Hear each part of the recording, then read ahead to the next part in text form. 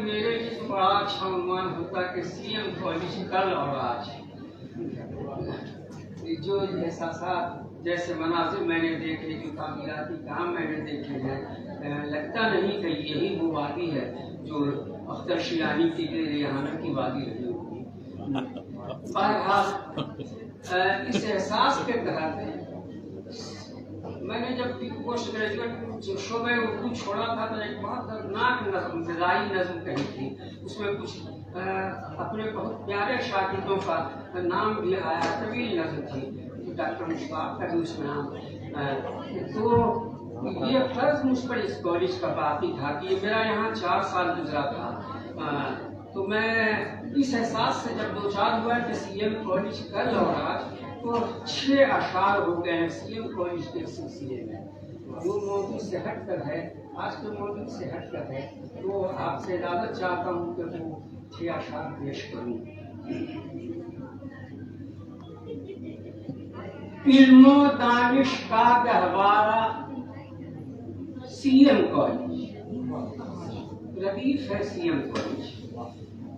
علم و دانش کا گہوارہ سی ایم کالج، باغمتی کے لطف کا دعویٰ سی ایم کالج.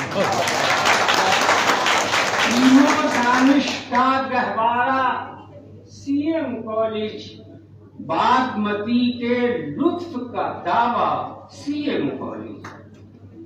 اور شعر ہے کہ اور واقعی میرے احساسات ہیں. میں جب کبھی ڈاکٹر عبدالحی سے بات کرتا ہوں تو اسی احساس کے تحت کہ بزم آرا ہے قابل استادوں سے،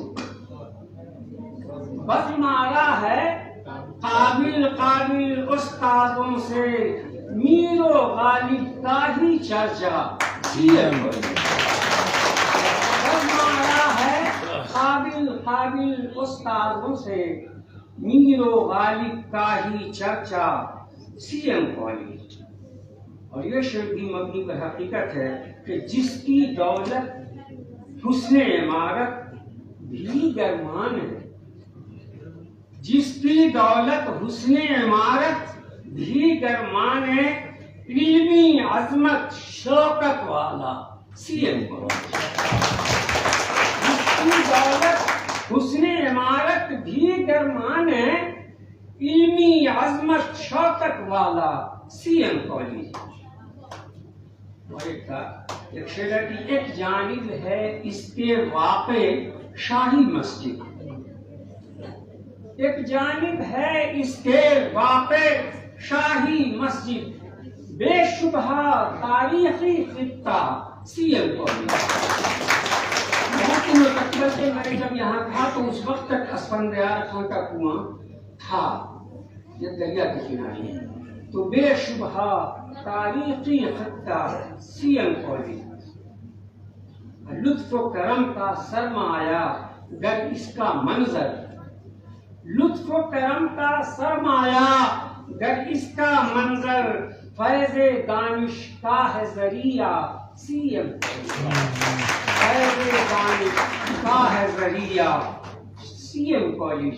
اور آخری شعر ہے کہ پہلے سے تو شہرت اس کو حاصل تھی، پہلے سے تو شہرت اس کو حاصل تھی ہی، مشتاق احمد سے اور بھی چمکا، مشتاق احمد سے اور بھی چمکا. پہلے سے تو شہرت اس کو حاصل تھی ہی، مشتاق احمد سے اور بھی چمکا سی ایم کالج.